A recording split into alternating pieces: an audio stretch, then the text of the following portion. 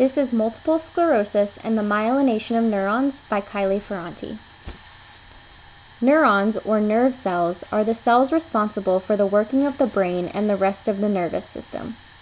Neurons conduct information in the form of electrical signals. A difference of electrical charge between any 2 points creates an electrical potential, or voltage. When an electrical potential exists across a plasma membrane, the separation of charges is called a membrane potential.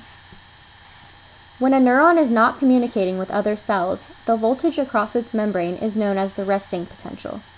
This occurs due to the distribution of the various ions and other charged molecules on the 2 sides of the neuron's plasma membrane. An action potential is a rapid, temporary change in a membrane potential. When stimulated, neurons fire action potentials that allow them to communicate with other neurons, muscles, and glands. The action potential consists of 3 distinct phases: depolarization, during which the membrane potential of the neuron becomes less polarized as it moves from highly negative towards 0 and then is briefly positive; repolarization, which changes the membrane potential back to negative; and hyperpolarization, when the membrane is slightly more negative than the resting potential. For an action potential to begin, the membrane potential must shift from its resting potential to about negative 55 millivolts. If this threshold potential is reached, certain channels in the axon membrane open and ions rush into the axon. This causes the inside of the membrane to become less negative and then positive with respect to the outside. When the membrane potential reaches about 40 millivolts, the repolarization phase is triggered by the closing and opening of certain ion channels in the membrane. Action potentials travel down the length of an axon as illustrated in this image. The influx of sodium ions at the start of an action potential repels intracellular cations, causing them to spread away from the sodium channels.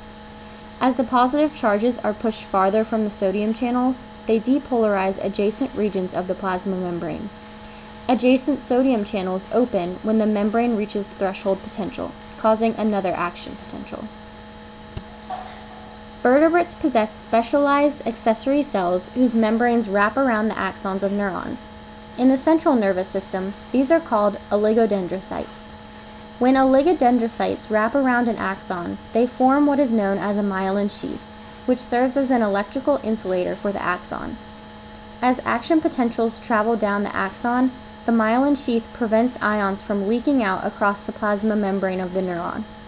This causes the cations moving down the membrane to spread until they hit an unmyelinated section of the axon known as a node of Ranvier, where new action potentials can occur.